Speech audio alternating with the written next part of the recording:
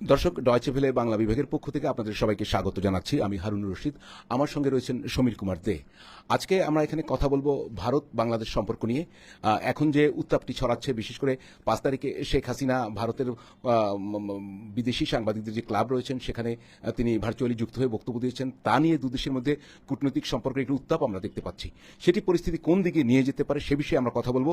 কামরুল হাসান, তিনি কূটনীতিক এবং সাবেক সচিব ও রাষ্ট্রদূত। আপনাকে স্বাগত জানাচ্ছি। আপনাকেও ধন্যবাদ আমার সাক্ষাৎকার নেওয়ার জন্য। দর্শক, শুরুতেই বলে রাখি, আপনাদের শব্দ শুনতে যদি কোনো সমস্যা হয় তাহলে আমাদের জানাবেন। একটু আগেই আমরা লাইভে ঢুকেছিলাম, আপনারা জানেন, একটু যান্ত্রিক ত্রুটির কারণে আমরা লাইভটি আবার পুনরায় শুরু করছি, এই জন্য আন্তরিক দুঃখ প্রকাশ করছি। এখন যদি শব্দ শুনতে কোনো সমস্যা হয় তাহলে আমাদের জানাবেন, আমরা তো ঠিক করে নেব। আপনি জানেন যে 5 তারিখে যখন শেখ হাসিনা বক্তব্য দেন ভারতে, একটি প্রেস কনফারেন্সে সেখানে কথা বলেন ভার্চুয়ালি, তার আগেই কিন্তু বাংলাদেশের পক্ষ থেকে অনুরোধ করা হয়েছিল ভারত সরকারকে। বিশেষ করে সেখানে কিন্তু জয়সওয়াল বলেছিলেন যে এটি প্রাইভেট, ব্যক্তিগত। তো তারপরে যখন তিনি কথা বললেন 5 তারিখে, তখন কিন্তু বাংলাদেশের পক্ষ থেকে খুব স্ট্রং রিয়াকশন দেয়া হলো পররাষ্ট্র মন্ত্রণালয়ের পক্ষ থেকে। তারপরে আবার জয়সওয়াল 2 দিন পরে বললেন যে শেখ হাসিনা যা বলেছেন তা ভারত সরকার অনুমোদন করে না, বা তার সেই অনুমোদন তারা এন্ডোর্স করে না। তো আমার বক্তব্য, এই সংবাদ সম্মেলন ভারত সরকারের পক্ষে আটকানো সম্ভব ছিল কিনা, আর তারা যে বলছেন এন্ডোর্স করে না, আবার একই সঙ্গে উনি কথাও বলছেন, এটা কোনো দ্বৈততা সৃষ্টি করে কিনা, পরিস্থিতি কোন দিকে নিয়ে যায়? প্রথমত, ভারত সরকার ইচ্ছা করলেই এই সংবাদ সম্মেলনটি বন্ধ করতে পারতেন, অথবা এটাকে তারিখ পিছানোর জন্য বলতে পারতেন, কিন্তু সেই ধরনের কোনো প্রয়াস ভারত সরকারের পক্ষ থেকে ছিল বলে আমাদের মনে হয় না। এটা তো ভারত সরকার তো বলছে ওটি ব্যক্তিগত পর্যায়ে। আপনি কি ধরেন আন্তর্জাতিক আইন বা কোনো প্রসেসে কি শেখ হাসিনাকে তারা আটকাতে পারেন? প্রথম ব্যাপার হলো যে আহ, একটা দেশে বসে আরেকটা দেশের সম্পর্কে যখন কেউ একটা বক্তব্য দেয়, তখন কিন্তু সেই বক্তব্যের দায় দায়িত্ব যে দেশ থেকে দেওয়া হচ্ছে সেই দেশের কাঁধে এটা চলে আসে। তো সেক্ষেত্রে আহ, আমাদের প্রাক্তন প্রধানমন্ত্রী ভারতে কি বললেন না বললেন, সেটা এক ধরনের দায় দায়িত্ব অবশ্যই ভারতের উপর আসবে। তো এটা বলা হচ্ছে যে ফরেন করেসপন্ডেন্ট ক্লাব যে জায়গাটায় প্রেস কনফারেন্সের আয়োজন করতে হয়েছিল, সেখানে শুধু ভারতীয় সাংবাদিক না, সাউথ এশিয়া বা এশিয়ান অনেক সাংবাদিকই সেখানে থাকেন। তো সেই আয়োজনটি কিভাবে বাধাগ্রস্ত করতে পারে বা না করতে পারে ভারত সরকার? ভারত সরকার ইচ্ছা প্রকাশ করলেই এটা হতো না। আমাদের বাংলাদেশে কি কেউ ইচ্ছা করলে কি এইভাবে সাংবাদিক সম্মেলন করতে পারবে, যদি সরকারের যদি সম্মতি যদি না থাকে? তাহলে প্রশ্ন হচ্ছে যে ভারত একদিকে বলছে তার বক্তব্যকে অনুমোদন করে না, এন্ডোর্স করে না, আবার আগে বলল ঠিক প্রেস কনফারেন্সের আগে 5 তারিখে যে আসলে এটা ব্যক্তিগত পর্যায়ের। তাহলে ভারতের এই কথার মধ্য দিয়ে কি প্রকাশ পায় কি, মানে আসলে তাদের ব্যাখ্যাটা কি? আর একটা ব্যাপার হলো কি যে আমাদের কয়েকটা ঐতিহাসিক প্রেক্ষাপট দেখতে হবে। বাংলাদেশের আহ, যে প্রাক্তন প্রধানমন্ত্রী যে রাজনৈতিক দলকে প্রতিনিধিত্ব করতেন, সেই রাজনৈতিক দলের সাথে ভারতের প্রতিটি রাজনৈতিক দলের সম্পর্ক অনেক দিনের, কয়েক দশকের সম্পর্ক। এবং যিনি আমাদের প্রাক্তন প্রধানমন্ত্রী ছিলেন, তার সাথে ভারতীয় সরকার গত 17 বছর একসাথে অনেক বিষয় একই ধরনের অবস্থান রেখে সম্পর্ক মেনটেন করেছেন। কাজে ভারতের পক্ষে এটা এক ধরনের একটা অস্বস্তিকর একটা পরিস্থিতি। একদিকে তার কারণ আছে যে বাংলাদেশের সাথে তার সম্পর্ক উন্নয়ন, আবার পাশাপাশি তার পুরনো মিত্রকে একেবারে যে ঠেলে দিবে দূরে, সেই ব্যাপারেও তারা অস্বস্তিতে ভুগছে। পুরনো মিত্র বলতে শেখ হাসিনাকে বোঝাচ্ছে? হ্যাঁ, তো অস্বস্তির জায়গাটা থেকে বেরিয়ে আসা, মানে বাংলাদেশে তো আমরা 2024 সালের 5ই আগস্টের যে গণ অভ্যুত্থান, তারপরে একটি ইন্টারিম গভর্নমেন্ট গেল, তাদের সাথে সম্পর্ক তো স্বস্তির ছিল না, এটা আমরা বুঝতেই পারি। তারপরে এই সরকার তো ইলেক্টেড গভর্নমেন্ট, তো ভারত সেখানে সম্পর্ক উন্নয়ন যদি করতে হয় বাংলাদেশের সঙ্গে, তাহলে এই পরিস্থিতিতে শেখ হাসিনা ইস্যুকে, যেখানে বলছেন স্বরাষ্ট্রমন্ত্রী বাংলাদেশের আজকে যে খুব স্পষ্ট করেই বলছেন যে শেখ হাসিনা কার্ড খেলতে দেওয়া হবে না ভারতকে, এখানে কি শেখ হাসিনা কার্ড খেলার কোনো বিষয় আপনি দেখতে পাচ্ছেন কিনা? এটা যেটা হলো যে আসলে ভারতের তো একটা প্রত্যাশা থাকে। গত 17 বছর ধরে আমাদের পররাষ্ট্রনীতি, এটা আন্তর্জাতিক পরিসরে হোক অথবা আঞ্চলিক পরিসরে হোক, সেটা কখনো ভারতের সাথে সাংঘর্ষিক ছিল না। এখন বিভিন্ন কারণে ভারতের হয়তো প্রত্যাশা ছিল যে নতুন যে সরকার আসলো, সেই সরকারের সাথে তাদের একটা তো প্রত্যাশা ছিল, সেই প্রত্যাশিত সম্পর্কটা হয়তো আসবে। কিন্তু ভারতের এখনকার হয়তো উপলব্ধি হলো যে ভারতের যে প্রত্যাশা ছিল সেই প্রত্যাশা এই সরকার পূরণ করতে পারছে না। এবং সেটা তো আমরা দেখলাম যে চীনে মাননীয় প্রধানমন্ত্রীর সফরের পরে ভারতের বিশেষ করে মিডিয়ার যে প্রতিক্রিয়া এবং রাজনৈতিক দলগুলির যে প্রতিক্রিয়া, সেই প্রতিক্রিয়া তো আসলে কঠোর রকমের প্রতিক্রিয়া ছিল। কথা হলো যে চীনের সাথে আমাদের যে সম্পর্ক, সেই সম্পর্ক আওয়ামী লীগের আমলেও তো একই রকম ছিল, যে ভারত আমাদের বন্ধু, কিন্তু বাংলাদেশের তো উন্নয়ন দরকার। বাংলাদেশের দারিদ্র্য থেকে বেরোয় আসা, তারপরে আপনার একটা মধ্যম আয়ের দেশে উন্নীত হওয়ার জন্য তার তো বিদেশি বিনিয়োগের দরকার। সেই বিদেশি বিনিয়োগটা আসবে কোত্থেকে? সেই বিদেশি বিনিয়োগটা আসবে চায়না থেকে। কাজেই ভারত যদি হাসিনা সরকারের সময় যদি বাংলাদেশের সাথে চীনের সম্পর্কে যদি গ্রহণ করে নিতে পারে, তাহলে এখন গ্রহণ করতে সমস্যাটা কোথায়? সমস্যাটা কোথায়? আপনি এখন তাহলে স্ট্রং রিয়াকশন কেন? আমরা তো চীনকে করিডোরও, এখানে বাণিজ্যিক করিডোরের আলোচনা হচ্ছে, চায়না থেকে মিয়ানমার হয়ে বাংলাদেশ পর্যন্ত সম্পর্ক উন্নয়নের বিষয়টা হচ্ছে, এবং এই কথাও তো হচ্ছে যে তিনি প্রথম চীন গেলেন। দেখেন, আপনি খেয়াল করেন, ভারতের হয়তো প্রত্যাশা ছিল ভারত যাবেন, আবার সামনে কিন্তু আপনার ব্রিক সম্মেলনে বিমস্টেকের সভাপতি হিসেবে বাংলাদেশের প্রধানমন্ত্রী তারেক রহমানকে আমন্ত্রণ জানানো হয়েছে। তো সেই জায়গাটা এখন কোন জায়গায় গিয়ে পৌঁছবে, এবং আপনার কি মনে হয় তারেক রহমান সাহেব যাবেন প্রধানমন্ত্রী? আপনি যদি আমাকে একেবারে নিরপেক্ষ বিশ্লেষকের দৃষ্টিভঙ্গিতে কথা বলতে বলেন, তাহলে আমার বক্তব্য হলো যে মাননীয় প্রধানমন্ত্রী ভারতে একটি দ্বিপাক্ষিক সফরে যাওয়া উচিত। বিমস্টেকে যে সমস্যা, এটা হলো আর কি ব্রিক্স সম্মেলন। ব্রিক্স সম্মেলনে যেটা হবে যে বিভিন্ন দেশের সরকার প্রধানরা আসবেন, অথবা সরকার প্রধানের পরিবর্তে পররাষ্ট্রমন্ত্রী আসবেন, এবং সেখানে সাইডলাইনে হয়তো 1 ঘন্টা অথবা আধা ঘন্টার একটা বৈঠক হতে পারে। তো ভারত বাংলাদেশের মধ্যে যতগুলি বিষয়, হ্যাঁ, অন্তত 8 থেকে 10টা তো অত্যন্ত গুরুত্বপূর্ণ বিষয় আছে।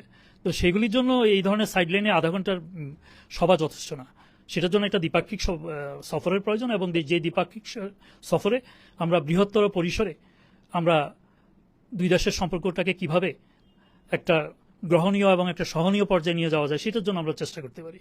কিন্তু সেই কারণে আমার মনে হয় যে এই মানে কোনো রকমের প্রস্তুতি ছাড়া, আমার তো মনে হয় না যে আমাদের সরকারের পুরো প্রস্তুতি হলো এখন মাননীয় প্রধানমন্ত্রী সেপ্টেম্বর মাসে ইয়েতে যাবেন, ইউএনজি এর কনফারেন্সের জন্য, সেটা কেন্দ্রিক। তো সেক্ষেত্রে আমার মনে হয় যে একটা সময় নিয়ে একটা দ্বিপাক্ষিক সফরে মাননীয় প্রধানমন্ত্রী ভারতে যাওয়া উচিত। কিন্তু ওখানে তো আপনার ব্রিক্স সম্মেলনে কিন্তু চীনের প্রেসিডেন্ট শি জিনপিং, রাশিয়ার প্রেসিডেন্ট ভ্লাদিমির পুতিন, অন্যান্য শীর্ষ নেতারাও আসবে, এটাও তো একটা সুযোগ।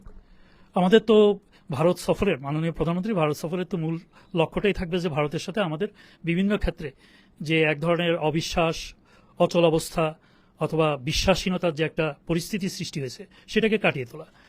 তো সেই লক্ষ্য কিন্তু এই মানে আপনার ব্রিক্স সম্মেলনে গিয়ে পূরণ হবে না বলছেন আপনি। কিন্তু আরেকটি বিষয় আমি বলি, আমরা যে পররাষ্ট্র মন্ত্রণালয় থেকে বাংলাদেশ সরকার পররাষ্ট্র মন্ত্রণালয় যে বক্তব্যটি দিয়েছে, যে স্টেটমেন্টটা দিয়েছে, সেটি কিন্তু খুবই কড়া। আপনি নিশ্চয়ই দেখছেন কিনা আমি জানি না। সেখানে কিন্তু বলা হয়েছে যে, আমি যদি একটু বলি, যে বাংলাদেশ যখন জুলাই বিপ্লবের 2য় বার্ষিকী পালন করছে, সেদিনই ভারতের মাটিতে হাসিনার এই বক্তব্য বাংলাদেশের সার্বভৌমত্বের প্রতি আঘাত এবং জুলাই বিপ্লবের শহীদদের প্রতি চরম অবমাননা হিসেবে বিবেচিত হচ্ছে। জাতিসংঘ কর্তৃক প্রতিষ্ঠিত সত্য, 2024 সালের জুলাই আগস্টে ফেসিবাদী শাসনামলে নিরীহ নাগরিক ও শিশুসহ নৃশংস হত্যাকাণ্ডের তথ্য অস্বীকারের প্রচেষ্টাকে ইতিহাসের গতিপথ পাল্টানোর ব্যর্থ প্রয়াস। আমি আরো আমরা যদি দুটি শব্দ এখানে উল্লেখ করি, আপনি খেয়াল করবেন, আমার কাছে পররাষ্ট্র মন্ত্রণালয়ের প্রেস লিস্টে রয়েছে, এখানে কিন্তু স্টেট কনভিক্টেড জেনোসাইডার শেখ হাসিনা, এবং একই সঙ্গে কিন্তু আরেকটি শব্দ আছে, আমি বলি, এই লাইনটা পড়ি: upholding the spirit of July revolution, our people have firmly resolved that our nation will never again to go back to the dark days of fascism and that Bangladesh will never be a client state. আপনি এই যে অবস্থানটি আমাদের, সেটাকে কিভাবে দেখেন? খুব strongly ওয়ার্ডের একটা স্টেটমেন্ট এটা। আমার যেটা মনে হয় যে এটা এক ধরনের ক্ষোভ থেকে এসছে। বিশেষ করে ভারতের রাষ্ট্রদূত যখন আমাদের পররাষ্ট্র বিষয়ক উপদেষ্টার সাথে কথা বললেন, মাননীয় প্রধানমন্ত্রী উপদেষ্টার সাথে কথা বললেন, এবং তার আগে যখন পররাষ্ট্রমন্ত্রীর সাথে কথা বললেন, সেখানে কিন্তু দুই জায়গাতেই অনুরোধ করা হয়েছিল যে প্রেস কনফারেন্সটি যেন বন্ধ করার ব্যাপারে ভারত যেন একটা উদ্যোগ নেয়। কিন্তু যেটা দৃশ্যমান এবং যেটা সবাই দেখলো এবং যেটা সবাই শুনলো, তাতে তো ভারত সেই সাংবাদিক সম্মেলন বন্ধ করার কোনো উদ্যোগ নিয়েছে বলে কেউ মনে করছে না। আমি একটা বিষয় জানতে চাচ্ছি, যে এরকম রাজনৈতিক আশ্রয় বা আশ্রয় যাই বলেন, বিশ্বের বিভিন্ন দেশেই তো অনেকে আছে, ভারতেও ইনফ্যাক্ট আছে, তো তারা কি এরকম সুযোগ পায় কিনা কথা বলার জন্য, মানে স্ট্যাটাসটা কি? আসলে যেমন সবচেয়ে গুরুত্বপূর্ণ ব্যক্তি যাকে ভারত রাজনৈতিক আশ্রয় দিয়েছে দালাই লামা, কিন্তু দালাই লামার ক্ষেত্রে ভারত কিন্তু একটি নীতি সবসময় অনুসরণ করেছে, সেটা হলো যে দালাই লামাকে ভারতের মাটিতে বসে চীন সম্পর্কে কিন্তু কোনো রাজনৈতিক বক্তব্য দিতে দেওয়া হয়নি। সেক্ষেত্রে শেখ হাসিনাকে দেওয়ার সুযোগের, আপনি এর ভেতরের, আমরা ইনসাইড রিডিং যদি বলি, আমরা কি পড়তে পারি এর ভেতরে?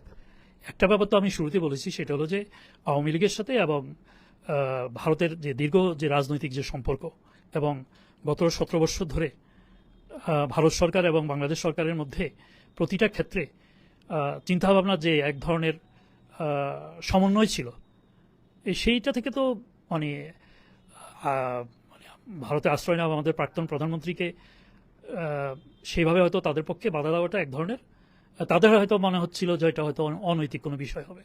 আচ্ছা, এখানে দুটো জিনিস, আমাদের ডয়চে ভেলের সঙ্গে কথা বলেছেন কূটনীতিক ভারতের রিভা গাঙ্গুলি, তিনি বাংলাদেশেও ছিলেন, আপনারা জানেন, তাকে চিনেন। উনি কিন্তু এই যে স্টেটমেন্টের ল্যাঙ্গুয়েজ নিয়ে একটু ক্রিটিসাইজই করেছেন। একই সঙ্গে আপনি যেটা বলছিলেন যে শেখ হাসিনা এবং ভারত এটা দীর্ঘদিনের একটি সম্পর্কের জায়গা, সেই জায়গাগুলো উনি আলোচনা করেছেন। আমাদের স্টেটমেন্টটা উনি সমালোচনাই করেছেন, উনি বলেছেন এটা একটা পলিটিক্যাল হয়ে গেছে অথবা ঠিক ডিপ্লোম্যাটিক ল্যাঙ্গুয়েজে হয়নি। আমাকে বলেন তো, এই যে আসামের মুখ্যমন্ত্রী এবং পশ্চিমবঙ্গের মুখ্যমন্ত্রী এরা কি, এরা যখন বক্তব্য দেয় তারা তো মুখ্যমন্ত্রী হিসেবে বক্তব্য দেয় এবং তারা দুজনই বিজেপি থেকে নির্বাচিত মুখ্যমন্ত্রী। তারা যে সমস্ত কথা বলেন ভারত বাংলাদেশ সম্পর্ক নিয়ে, ভারতের প্রতিরক্ষা মন্ত্রী স্বরাষ্ট্রমন্ত্রী অমিত শাহ বাংলাদেশকে নিয়ে যে সমস্ত কথাবার্তা বলেন, তো সেই সময় তো ভারতের কোনো মিডিয়া অথবা ভারতের বাংলাদেশে নিযুক্ত ছিলেন এক সময় যারা ভারতীয় রাষ্ট্রদূত, তাদেরকে কি কখনো কোনো প্রতিক্রিয়া দেখাতে দেখেছেন আপনি? না, আপনি যদি ভারতের মিডিয়ার কথা বলেন তাহলে আমি একটা কথা কিন্তু বলতেই পারি, আপনি যদি দ্য ইন্ডিয়ান এক্সপ্রেস এই ঘটনার পরে মিডিয়ার কথা বলছি না, আমি বলছি যে দুইজন মুখ্যমন্ত্রীর কথা বললাম এবং ভারতের স্বরাষ্ট্রমন্ত্রীকে আমি উদ্ধৃত করলাম। কেন তারা তাহলে কথা বলে না কেন? না না, সেটাই তো, সেই প্রশ্নটাই তো আমি করছি। তো ভারতীয় বিশ্লেষকদের, প্রাক্তন কূটনীতিবিদদের, রাজনৈতিক নেতাদের বাংলাদেশ সম্পর্কে মন্তব্য করার আগে ওই একইভাবে তাদের রাজনৈতিক নেতারা কি ধরনের বক্তব্য রাখছে সেটা কিন্তু তাদের সমালোচনা করতে হবে। তাহলে ডিলেমাটা কোথায়? একভাবে দেখেন যে বাংলাদেশ একটি ইলেক্টেড গভর্নমেন্ট, তার প্রধানমন্ত্রী তারেক রহমান সাহেব, আর অন্যদিকে শেখ হাসিনার সাথে ভারতের একটা দীর্ঘ সম্পর্কের কথা আপনি বলছেন। তাহলে এই দুটোকে তারা কিভাবে ব্যালেন্স করবে? তারা কি ব্যক্তির সাথে সম্পর্ক করবে না একটি রাষ্ট্রের সাথে সম্পর্ক করবে?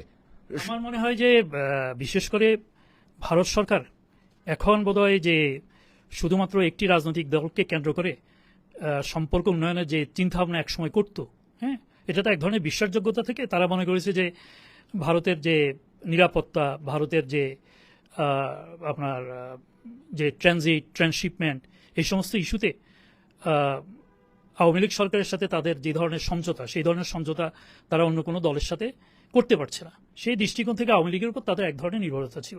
কিন্তু আমরা কি দেখলাম? আমরা দেখলাম যে ভারত নির্বাচনের পরে প্রণয় ভার্মার জায়গায় আপনার মিস্টার ত্রিবেদীকে পাঠিয়েছেন। তো উনি হলেন ভারতের একজন প্রাক্তন মন্ত্রী, উনি একজন রাজনৈতিক লোক, প্রাক্তন মন্ত্রী, এবং অত্যন্ত মানে ভারতীয় রাজনৈতিক সার্কেলে যাদেরকে খুব সম্মানের সাথে দেখা হয়, হ্যাঁ, মিস্টার ত্রিবেদী সেই রকম একজন রাজনীতিবিদ। তো তাকে পাঠানোর মানেটাই হলো যে ভারত বাংলাদেশের সম্পর্কটা নতুনভাবে মূল্যায়ন করতে চায়, রিকাউন্ট করতে চায়। হ্যাঁ।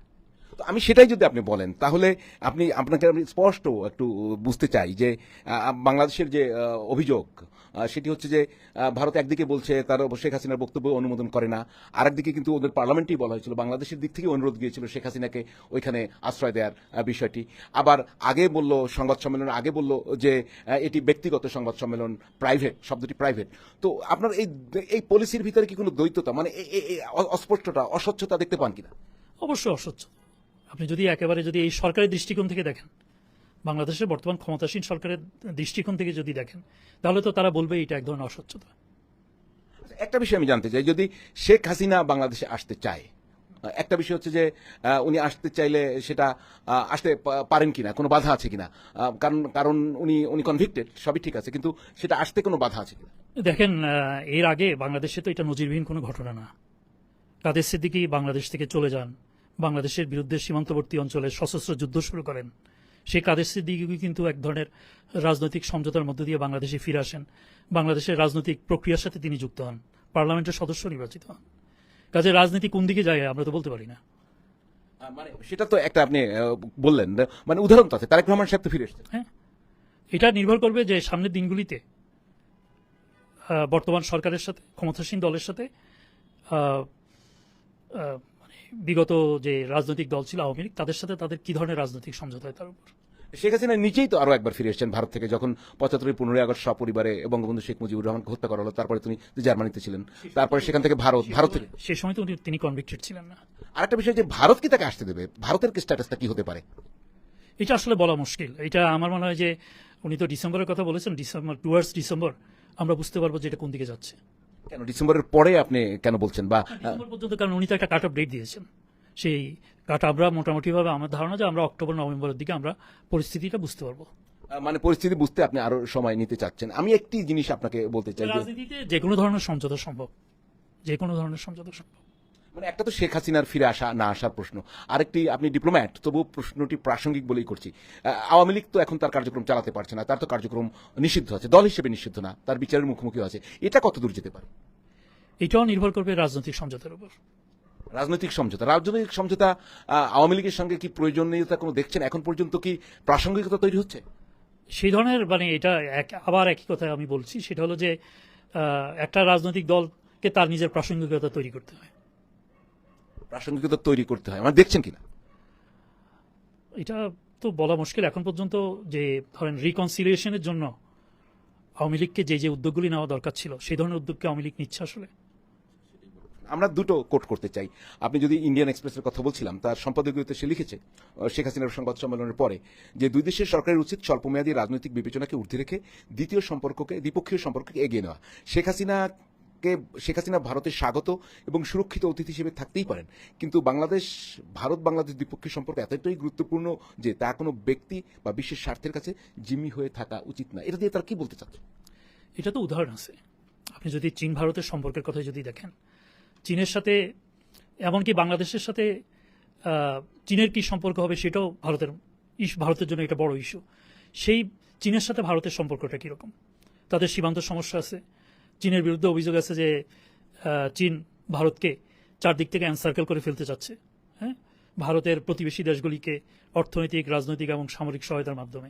কিন্তু দেখা গেল যে নরসিংহ রাওয়ের 1992 সালে চীন সফরের পরে সেই সময় একটা সম্ভবত এটা যৌথ ঘোষণাপত্রে আসেন, অথবা চীনের তখনকার যিনি প্রেসিডেন্ট ছিলেন জিয়াং জামিন, তিনি বললেন যে ভারতের সাথে আমাদের অসংখ্য সমস্যা আছে, কিন্তু আমরা we are two great civilization এবং আমাদের দুই দেশে ব্যবসা বাণিজ্য করার প্রচুর সুযোগ আছে। কাজে আমরা যে বিবাদের বিষয়গুলি আমরা একপাশে রাখি, আর যে বিষয়গুলিতে আমরা মানে দুই দেশ উপকৃত হব সেই এলাকাগুলিতে আমরা কাজ করি। আরেকটা বিষয় আমি একটু কথা বলতে চাই। ভারত বাংলাদেশের সম্পর্ক নিয়ে পত্রিকাটি যে মন্তব্য করেছে আসলে ওই ধরনেরই, ওই টোনই বলা যায়। আরেকটা বিষয় যে আটলান্টিক কাউন্সিলের দক্ষিণ এশিয়া বিষয়ক বিশ্লেষক, আপনারা সবাই থেকে চেনেন মাইকেল কুলেগম্যান, জাপানের গণমাধ্যম নিক্কেই এশিয়াকে বলছেন ভারত চাইলে এই সংবাদ সম্মেলন ঠেকাতে পারত।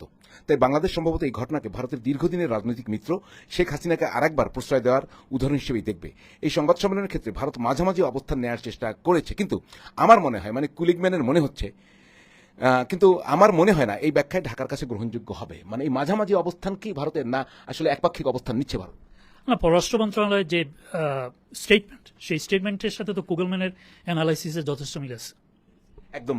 তাহলে আমাদের সম্পর্কের কি দূরত্ব বাড়বে, না আমাদের দুই দেশের সম্পর্ককে একটা ইস্যুতে সীমাবদ্ধ থাকবে, না আমরা এখান থেকে বেরিয়ে আসতে পারবো?